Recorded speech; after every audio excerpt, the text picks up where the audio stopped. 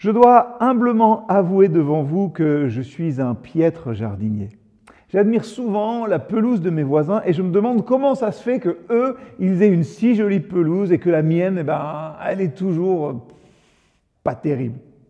Et puis, vous savez, l'année dernière, j'ai eu une petite partie de la réponse à ce pourquoi.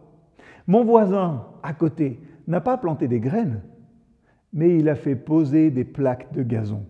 C'était donc ça. Pour, sans aucun doute, un petit billet de plus, on peut prendre un raccourci et avoir un gazon nickel en peu de temps. Je l'ai regardé ce gazon tous les jours. C'était la fenêtre de mon bureau qui donnait dessus. Et j'ai observé une chose.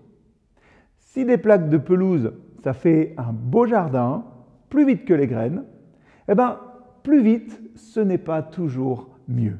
Après quelques mois, j'ai remarqué que certaines parties étaient, en moins bonne santé. Elles étaient plus desséchées parce que l'herbe, finalement, pousse sur un sol différent. Ça m'a fait réfléchir à une chose, c'est-à-dire que la beauté n'est pas toujours synonyme d'une bonne santé. La beauté n'est pas toujours le reflet d'une bonne santé. Quand nous laissons la grâce de Dieu prendre racine dans nos cœurs, nous n'agissons pas seulement comme Jésus à l'extérieur. Non, nous devenons plus comme lui à l'intérieur. On devient plus patient avec les gens qui ont besoin de beaucoup de grâce.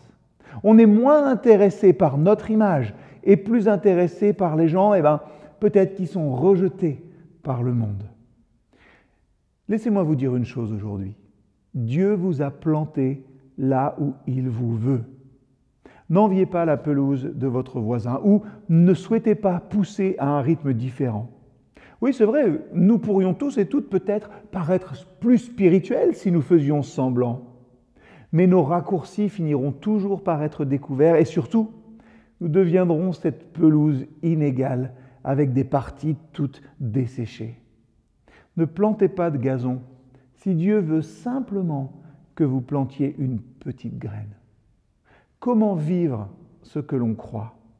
Faites confiance au processus de Dieu dans votre vie. J'en suis sûr, il veut vous voir grandir à son rythme plutôt que de vous voir essayer d'être beau plus vite. Alors, où êtes-vous planté? Et à quoi ça ressemblerait peut-être de fleurir là où vous êtes? À très vite.